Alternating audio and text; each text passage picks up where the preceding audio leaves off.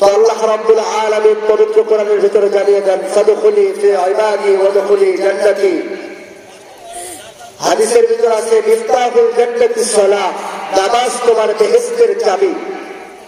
সামনে আসছে রমাদান, রমজান মাস, 30টা রোজা। যেই রোজার ব্যাপারে কোরআনে এসেছে, হাদিসে এসেছে, বড় বড় আলেমদের বইতে এসেছে, যেই ব্যক্তি জাহান্নামে হয়, যেই ব্যক্তির কবরের ভিতরে আযাব হয়, হচ্ছে আরো হবে, এমন একটা ফেভারেট অফার আল্লাহ রাব্বুল আলামিন 1 মাসের জন্য বরাদ্দ রেখেছেন কবরবাসীদের জন্য, দুনিয়াতে যারা বেঁচে আছে তাদের জন্য। যেই অফারটা রমজান মাস, যেই রমজান মাসে কবরবাসীদের আযাবকে বন্ধ করে রাখেন আল্লাহ রাব্বুল আলামিন কোরআনের ভিতরে আছে, মিফতাহুল জান্নাতিস সালাহ, নামাজ তোমার বেহেশতের চাবি। আমরা যারা গুনাহ করেছি ছোট্ট থেকে, তাদেরকেও আল্লাহ রাব্বুল আলামিন এই বিশেষ অফার দিয়েছেন। রমাদান একটা মাস, বান্দা তোমরা আল্লাহর কাছে সব সময় প্রার্থনা করো, আল্লাহ সারাটা দিন রোজা রাখলাম, যেই সকালবেলা ঘুম থেকে উঠতে পারি নাই সেই সকালবেলা ঘুম থেকে উঠলাম, সারাটা দিন না খেয়ে পানির পিপাসা লাগতো তবুও পানি পান করি নাই। যদি পারি এমনই হতো রাত্রিবেলা শুয়ে শুয়ে নেগেটিভ ভিডিওতে লিপ্ত হয়েছি, বিশ্বাস করেছে আল্লাহ দেখে নাই, বিশ্বাস করেছি কেউ দেখে নাই পৃথিবী। কিন্তু আজকে রোজার মাস, যেই রোজার মাস তোমাকে ভয় পেয়ে, পিতা মাতাকে বাদ দিয়ে, সকলকে বাদ দিয়ে পানির পিপাসা লাগছে তবুও পানি খাই নাই তোমার ভয়ে, এমনকি সারাটার দিন এরকম ভাবে পার করে দিলাম। আল্লাহ তোমার কাছে 2টা হাত প্রার্থনা করতেছি, আল্লাহ আমি অমিত জায়গায় ঋণগ্রস্ত হয়ে আছি, দুঃখিত হয়ে আছি, সম্মান হারাইছি, আল্লাহ তুমি সম্মান দিয়ে দাও, ইজ্জত বাড়ায় দাও। আল্লাহ আমাকে সম্মান দিয়ে দাও, ইজ্জত দিয়ে দাও, জিল্লতমুখী বানিও না, আমার ঋণগুলো পরিশোধ করার মতো তৌফিক দান করে দাও। আল্লাহ রাব্বুল আলামিন ওই সমস্ত জগৎবাসীদেরকে জানিয়ে দেন, আল্লাহ রাব্বুল আলামিন ডাকিয়ে বলেন, পৃথিবীর সমস্ত জগৎ গোটাবাসীদেরকে আল্লাহ রাব্বুল আলামিন একসঙ্গে জানিয়ে দেন, হে পৃথিবীবাসী, তোমরা বিগত দিনে যত কিছু করলাম, যত পাপ করলাম, যত কিছু করলাম, এই দুনিয়াতে বেঁচে থেকে আর কিছু করার নাই। তোমাদেরকে যে হায়াতটা দিয়েছি, যেই জিন্দেগিটা দিয়েছি, এই জিন্দেগির ভিতর এমন একটা মাসকে বরাদ্দ করে রেখেছি 1 মাস ব্যাপী, যেই মাসটাকে তোমরা রোজা রাখো, সারাদিন ব্যাপী না খাইয়া থাকো, রাত্রিবেলা শুয়েছে খুব পড়ো, রাত্রিবেলা তাহাজ্জুদ পড়ো, রাত্রিবেলা তারাবি পড়ো, বিশ্রাম। আমি আল্লাহ রাব্বুল আলামিন তোমাদের জন্য এরকম একটা ফেভারেট অফার রেখে দিলাম, উত্তম অফার রেখে দিলাম, যেই অফারের ভিতরে আমার কাছে আল্লাহ রাব্বুল আলামিনের কাছে 2টা হাত প্রার্থনা করবে, 2টা হাত ধরে চোখে লইয়া আমার কাছে একবার প্রার্থনা করো। আমি আল্লাহ রাব্বুল আলামিন ওয়াল আসর সময়ের কসম খাইয়া বললাম, ওই বান্দাকে কখনো ফিরাইয়া দেব না। তুমি যদি মানুষের প্রতি খুব অন্তরা করে না কেন, একজনকে নিয়ে আরেকজনের নিচে সমালোচনা করতে থাকে না কেন, আমি আল্লাহ রাব্বুল আলামিন করবো কসম খাইয়া বারবার বলি, আর সমালোচনা করার দরকার নাই, আর সম্মানও যাবে না, আর ইজ্জতও যাবে না, আর কখনো জিল্লতের মুখীও হতে হবে না। এই রমাদান মাস পাইছো, যেই মোবারক মাস পাইলা, আমি আল্লাহ রাব্বুল আলামিন একটা মাস অফার দিলাম। এই অফারের বিনিময়ে আমার কাছে কিছু চেয়ে নাও, আমার কাছে কিছু চেয়ে নাও, আমার কাছে কিছু চেয়ে নাও। আল্লাহ রাব্বুল আলামিন পবিত্র কোরআনের ভিতরে জানিয়ে দেন, ফাদখুলি ফি ইবাদি ওয়াদখুলি জান্নাতি। অপর জায়গায় আল্লাহ রাব্বুল আলামিন জানিয়ে দেন, ফাফিরু ইলাল্লাহি ইন্নী লাকুম মিনহু নাযীরুম মুবিন। অতএব জগৎবাসী, দুনিয়াবাসী, তোমরা আমার দিকে ধাবিত হও, আমি আল্লাহ রাব্বুল আলামিন তোমাদের দিকে ধাবিত হব। তোমরা আমার জন্য স্পষ্ট হয়ে দাঁড়াবে, আমি তোমাদের জন্য নিরাপত্তা দানকারী হয়ে দাঁড়াবো। ওয়াকুল্লা নাকুমু মাআল খায়রিন, তোমরা আমার দিকে ধাবিত হও, আমি তোমাদের জন্য একমাত্র স্পষ্টকারী হয়ে দাঁড়াবো, আমি তোমাদের জন্য একমাত্র নিরাপত্তা দানকারী হিসাবে দাঁড়াবো। আমি তোমাদের জন্য নিরাপত্তা দানকারী হিসাবে দাঁড়াবো। তোমরা আমাদের দিকে দাবিত হও। সারাটা জিন্দগি গুনাহ করতে করতে করতে করতে নিজের পথকে পচে ফেলাইছো। সারাটা জিন্দগি সেই সময় তোমার ছিল 5 ওয়াক্ত নামাজ, তোমার উপর ফরজ ছিল, সেই 5 ওয়াক্ত সালাতকে বাদ দিলা। যেই সময়টা তোমার মুখে থাকার কথা ছিল আল্লাহু আকবারের জরিতে, সারাটা দিন তোমাকে পার করে দিতে হবে। রাত্রিবেলা যখন ঘুমাইছো, সকালবেলা তোমার নামাজের সিজদার বিনিময়ে তোমার ঘুম ভাঙার কথা ছিল। রাত্রিবেলা যখন তুমি বালিশের সাথে মাথাটা লাগাইতে যাইবা, তখন তোমার স্মরণ করার কথা ছিল আমার রাত্রিবেলা আমি আজকে শুয়েছি, সকালে আমার মৃত্যু হতে পারে, যাও পারে, এই বিশ্বাসটা তোমার ভিতরে রাখার কথা ছিল। তুমি বিশ্বাস না করাই, তুমি নাকি বিজয়ের ভিতরে লিপ্ত ছিলা, তুমি দুনিয়ামুখী হয়েছিলা, আখিরাতমুখী হয়নি। আমি আল্লাহ রাব্বুল আলামিন তোমাদের জন্য বিশেষ একটা অফার রেখে দিলাম, যেই অফারের কারণে আমি আল্লাহ রাব্বুল আলামিন এই অফারের বিনিময়ে তোমাদেরকে জান্নাতবাসী করে দেওয়ার জন্য ফাদখুলি ফি ইবাদি ওয়াদখুলি জান্নাতি, যেই গেটটা আমি জান্নাতের জন্য বরাদ্দ করে রেখেছি, একটা রোজা যদি বান্দা তুমি আমার দরবারে কবুল করাইতে পারো, আমি আল্লাহ রাব্বুল আলামিন লুকাল আসর সময়ের কসম খাইয়া বললাম, ওই জান্নাতের গেট দিয়েই তোমাকে প্রবেশ করাবো, ওই জান্নাতের গেট দিয়েই তোমাকে প্রবেশ করাবো। এমনকি ফেরেশতাদেরকে আল্লাহ রাব্বুল আলামিন ডাক দিয়ে বলবেন, হে আমার ফেরেশতারা, আজ যেখানে হাকুরিয়া মাহফিল হয়েছিল, ওই বাজারে মাহফিল হয়েছিল রোজার কিছুদিন আগে, রমজানের কিছুদিন আগে, মাগরিব পর থেকে এশা পর্যন্ত যেই হুজুরগুলো আলোচনা করলো রমজান নিয়ে, যে বান্দাগুলো বসেছিল তাদেরকে যে আলোচনাটা করা হয়েছে, তারা কি রোজা রেখেছিল? আল্লাহ রাব্বুল আলামিনের কথা শুনে প্রশ্নের অ্যানসার দিবে ফেরেশতারা। ফেরেশতারা বলবে, আল্লাহ ওই দিন হাবুলিয়া বাজারের কিছু সংখ্যক মুসলিম যারা রোজা রেখেছিল, আল্লাহ রাব্বুল আলামিন তাকে বলবেন, কে কে রেখেছিল?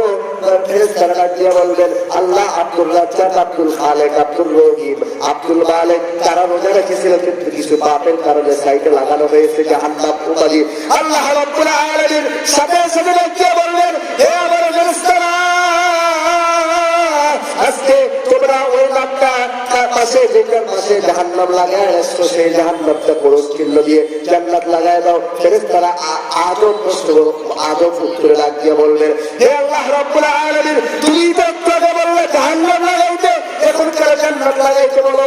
আল্লাহ রাব্বুল আলামিন যখন স্পষ্টকারীদের আয়াত উচ্চারণ করে ডাক দিয়ে বলবেন, ওয়াকুল্লা নাকুনু মা'আল খায়িরিন ফাফিরু ইলাল্লাহ ইন্নী লাকুম মিনহু নাযীরুম মুবিন লা ইন শাকারতুম লা'যিদান্নাকুম ওয়া লা ইন কাফারতুম ইন্না আযাবি লাশাদীদ লিল্লাহিল জান্নাতু ওয়াস-সালাম আত-তুহুরু সাতরুল ঈমান আউযু বিল্লাহি মিনাশ শাইতানির রাজীম বিসমিল্লাহির রাহমানির রাহিম আলহামদুলিল্লাহি রাব্বিল আলামিন কুল হুয়াল্লাহু আহাদ আল্লাহুস সামাদ লাম ইয়ালিদ ওয়া লাম ইউলাদ ওয়া লাম ইয়াকুল লাহু কুফুয়ান আহাদ কুল আউযু বিরাব্বিন নাস ওয়া লাদ দাল্লিন।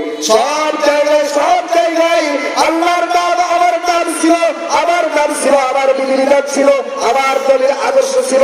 বান্দাগুলো সেই আদর্শ অনুযায়ী চলাফেরা করেছে, কিন্তু কিছু সংখ্যক পাপের কারণে তাদের পাশে তোমরা জাহান্নাম লিখে আসলো। কিন্তু আমার এই অধম বান্দাগুলো, কিছু সংখ্যক বান্দাগুলো মাহফিলে এসে হুজুরদের আলোচনা শুনে আখিরি মোনাজাত পর্যন্ত থাকার কারণে তাদেরকে আমি আল্লাহ রাব্বুল আলামিন তাদের উপর খুশি হয়ে, রাজি খুশি হয়ে, লা ইন শাকারতুম লা'যিদান্নাকুম ওয়া লা ইন কাফারতুম ইন্না আযাবি লাশাদীদ, তাদেরকে আমি নিয়ামত দিয়েছিলাম, বান্দাগুলো নিয়ামত খেয়ে শুকরিয়া আদায় করেছে।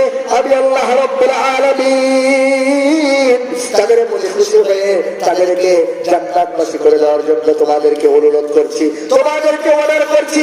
শুধু তাই নয়, কবি বলেন, আগার চাহতে হো লাহো খুদ সদা পড়ো আর লেখো খুব দিল লাগা। যদি তুমি চাও সারা জীবন আনন্দিত থাকতে, তাহলে মনোযোগ সহকারে লেখাপড়া করো। যে লেখাপড়া তোমাকে আমাকে জান্নাতের ভিতরে নিয়ে যাবে। আমি যখন রাত্রিবেলা কনসার্টের ভিতরে লিপ্ত হতে যাই, আমি যখন রাত্রিবেলা অমুক কাজের ভিতরে লিপ্ত হতে যাই, সেটা ইসলামের কৃষ্টি কালচারের ভিতরে আমার তোমাকে মুসলিমের খাতায় নাম দিয়ে সেটা আমার জন্য, তোমার জন্য প্রযুক্ত হতে পারে না। সেই সময় যদি আমার ভিতরে একটা আদর্শ শিক্ষা থাকে, যেই শিক্ষাটা আমার নবী সাল্লাল্লাহু সাল্লাল্লাহু আলাইহি ওয়াসাল্লামের ভিতর ছিল মাত্র 2 বছর বয়সে তার বক্তব্য ছিল আল্লাহু আকবার কাবীরান ওয়ালহামদুলিল্লাহি হামদান কাসীরান ওয়া সুবহানাল্লাহি বুকরাতান ওয়া আসীলা।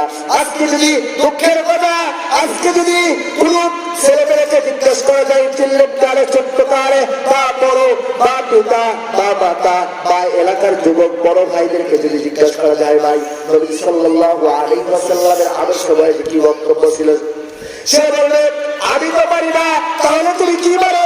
সে উত্তরে ডাক দিয়ে বলবে হাতি মাটির দিন মাঠে মারে দিন। আজকে তাদেরকে এই শিক্ষা দেওয়া হয়েছে, যার কারণে ওই সন্তানগুলো যখন রাত্রিবেলা দেখলে ভিডিও দেখতে পারে, রাত্রিবেলা যখন তাদের বয়সটা হয়ে যায় চিল্লের কাল থেকে যখন তাদের বয়স হয়ে যায় 16, 15, 18 বছর, তখন তারা নিজের পিতা মাতার কপালে লাথি মেরে বৃদ্ধাশ্রমে রেখে আসতে বাধ্য হয়। কথা বলুন ঠিক কিনা?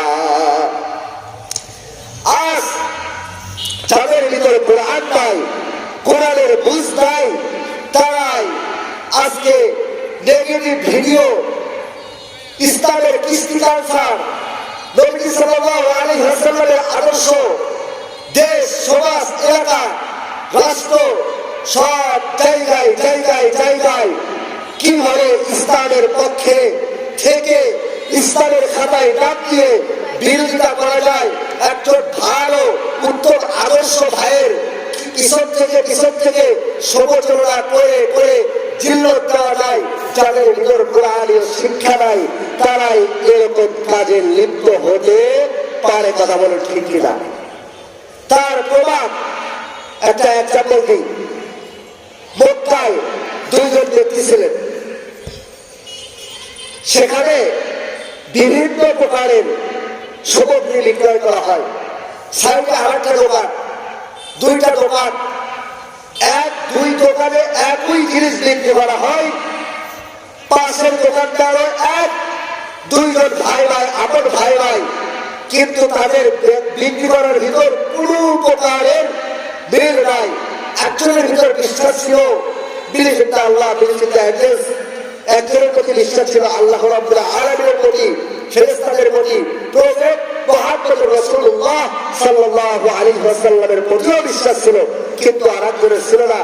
একজন পুরো বিক্রি করে, যেটা দিয়ে সে কিনেছে সেটার থেকে কিঞ্চিত পরিমাণ লাভ করে সেটা দিয়ে, আরেক ভাই তার থেকে ডবল লাভ করে। কিন্তু আরেক ভাইয়ের দিনে যদি 10টা কাস্টমার আসে আর যে কিঞ্চিত পরিমাণ লাভ করে বিক্রি করে তার থেকে থেকে থেকে থেকে ডবল কাস্টমার এসে কেনার দোকান থেকে পণ্য নিয়ে যায়। তো একদিন তাকে জিজ্ঞেস করা হলো, ভাই তুমি কেমনে বিক্রি করো, আমাকে একটু পরামর্শ দাও। তখন তার ভাই জানিয়ে দিল, ভাই আমি যে দামে কিনেছি আমার দোকানে যে বইগুলো আছে সেই বইয়ের ভিতরেও ব্যবসা নিয়ে কথা আছে, সেই বইয়ের ভিতরেও কবিতা আছে। মুসলমানু কোন করদান নেহাদান ইমানে খোদ বদস্তে খাজাদান। মুসলমান খায় আল্লাহর জন্য, মুসলমান মারা যায় আল্লাহর জন্য, মুসলমান ব্যবসা বাণিজ্য করে আল্লাহর জন্য, মুসলমান সব কিছু করে আল্লাহর জন্য, মুসলমান কুরবানি করে একমাত্র তাকওয়ার জন্য। ওয়াত্তাকুল্লাহ, যার ভিতর তাকওয়া আছে সে তাকওয়াদারি, তার ভিতর নবী সাল্লাল্লাহু আলাইহি ওয়াসাল্লামের আদর্শ বিশ্বাস আছে। সে এরকম ভাবে বলতে লাগলো যে আমার সব কিছু তাকওয়া নিয়ে চলাফেরা করতে হয়। তো সেখন বুঝতে পারলো যে সে তো এরকম ভাবে ব্যবসা বাণিজ্য করে, যার কারণে আমারই ভুলের কারণে আমারই দোকানের ব্যবসার ক্ষতি। ভাইয়ের তো কোনো ক্ষতি নেই। এরকম ভাবে বোঝার পর বিশ্লেষণ করে করে করে করে সে একসময় নিজেই বুঝতে পারছে এরকম ভাবে যদি আমি এরকম ভাবে করেই যাই আমার ব্যবসা উপর দিকে উঠবে না, বরং ধীরে ধীরে ধীরে ধীরে ডাউন হয়ে যাবে। তাহলে আসুন এই এক্সাম্পলটার সাথে আপনি নিজে নিজে একটু মিলিয়ে দেখুন যে বিগত দিনে যারা ছিল তারা কোরআনকে ভালোবেসেছে কি না। নবীজি সাল্লাল্লাহু আলাইহি ওয়াসাল্লামের আদর্শকে নিয়ে, নবীজি সাল্লাল্লাহু আলাইহি ওয়াসাল্লামকে নিয়ে কুলুক্তি, আলেম ওলামাকে নিয়ে কুলুক্তি, আলেম ওলামাকে জেলে লিপিবদ্ধ এই সমাজকে নিয়ে দোস্তানি যারা এই ভণ্ডামি করেছে তাদের এই দেশ ত্যাগ করতে বাধ্য করা হয়েছে, সেটাও বিচার করেছে একমাত্র আল্লাহ রাব্বুল আলামিন। তাই আসুন কোরআনের ছায়াতলে আগামী দিনের রাষ্ট্র হবে কোরআনের রাষ্ট্র। যদি হোক বিএনপি, যদি হোক জামাত, যদি হোক খেলাফত মজলিস, যেই দলই যাক না কেন, আমরা চাই ইসলামের পার্লামেন্টে চলবে কোরআন, কোরআন, কোরআন। কোরআনের অর্থ নিয়ে দেশ চলবে, কোরআন দিয়েই কথা হবে। সব জায়গায় কোরআন, কোরআন, নবীর আদর্শ নিয়ে দেশ চলবে। এটা বলে আমার বক্তব্য এখানে সকলের কাছে দরখাস্ত জানিয়ে আযানের সময় হয়ে গিয়েছে। নাসরুল্লাহি ওয়া মাদহুম করিম ওয়া আখিরু দাওয়ানা আলহামদুলিল্লাহি রাব্বিল আলামিন। আসসালামু আলাইকুম ওয়া রাহমাতুল্লাহ।